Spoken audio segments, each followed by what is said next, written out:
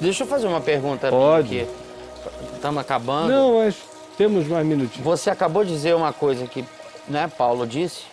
A Igreja Católica se estriba nisso, né? E por Não. que deu errado? Não, dá errado que porque os padres- Paulo diz, escrevendo aos Tessalonicenses, que era uma das marcas da apostasia proibir o casamento. Ah, tá. Aí começou. Aí, quando começa a dizer para servir a Deus, impõe que o cara não pode se casar, dá tudo errado.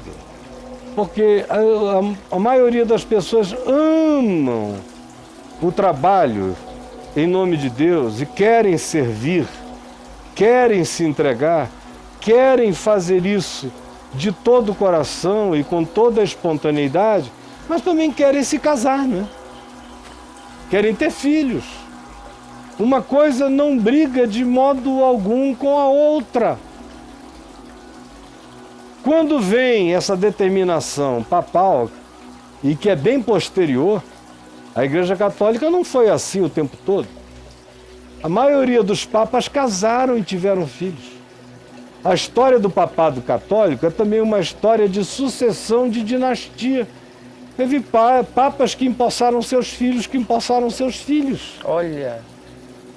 Então, a grande razão pela qual a Igreja Católica acabou adotando a proibição do casamento para os seus sacerdotes Sim, Caio. foi em razão de questões de natureza econômico-financeira. Foi economia. Foi para que a viúva não entrasse em juízo contra a igreja, demandando bens em nome do que o marido, o sacerdote ou bispo tivessem feito pela igreja. Foi só por isso. Foi por essa razão. Mas não tem nenhuma outra justificativa, e essa não é uma justificativa. Porque o que acontece é o seguinte, a maioria desses homens que ali estão, cara, estão cheios de tesão, como seria natural que estivessem. Aí o cara começa a masturbação na cela, viram grandes masturbatórios. Aí depois de um tempo, o tesão está ali. Quem tem acesso a alguma mulher paroquiana, que seja discreta, ele tem um caso e uma relação paralela. Isso aí rola muito. Filhos e tudo mais. Tem aqueles outros que não têm atração por mulher, que a atração deles é por homens. Aí começam padres com padres. Tem alguns que têm uma atração homossexual que vai virando perversão de poder.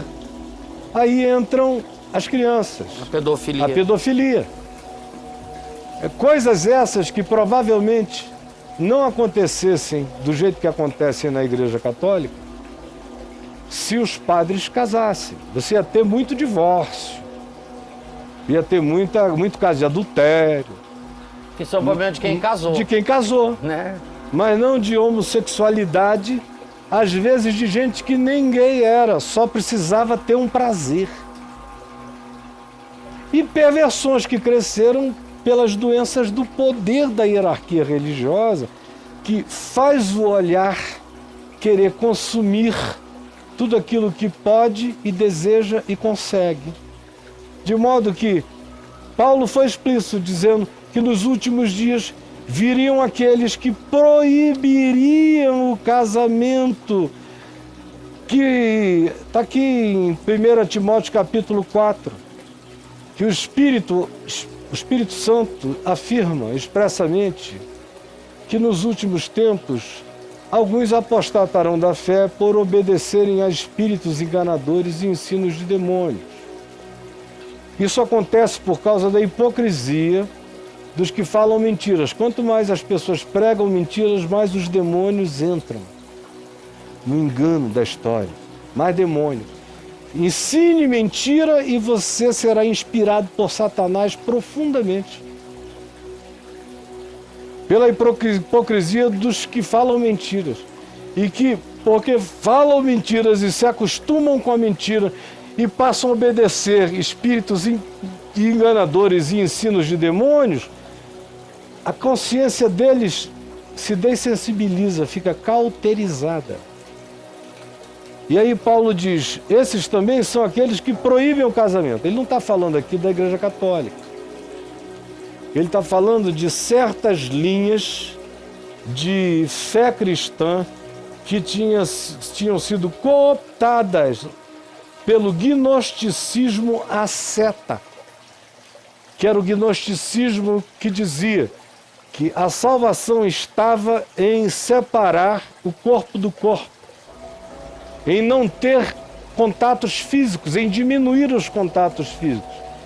Isso é o ascetismo, ao qual Paulo faz referência em Colossenses no capítulo 2 inteiro.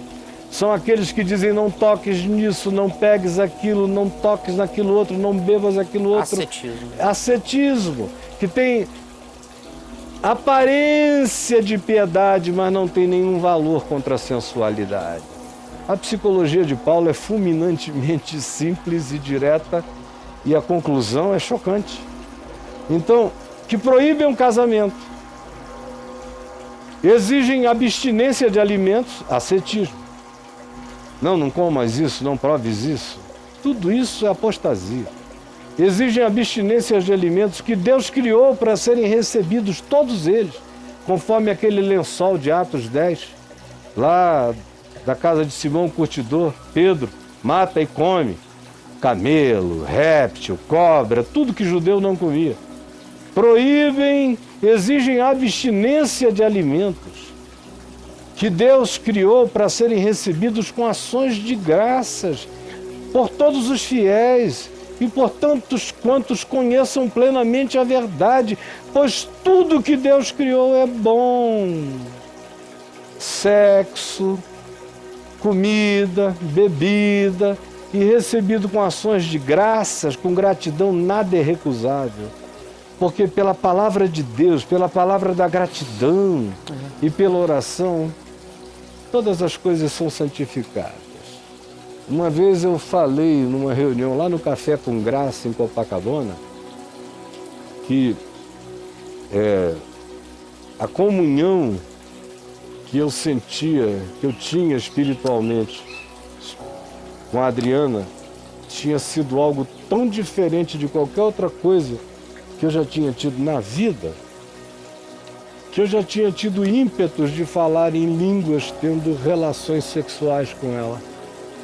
Rapaz, se levantou uma mulher psicóloga. Eita, que rapaz. morava na Barra da Tijuca, não falou nada na hora, mas eu vi que a mulher enlouqueceu, ficou quase possessa.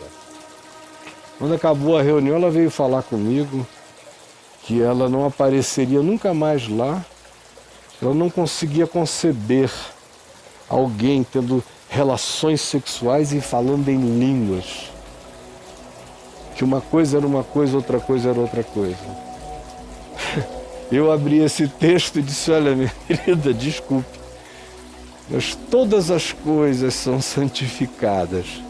A comida que eu como com a boca e todas as outras comidas da vida. E todas as outras coisas. Todas as refeições são santificadas com ação de graças.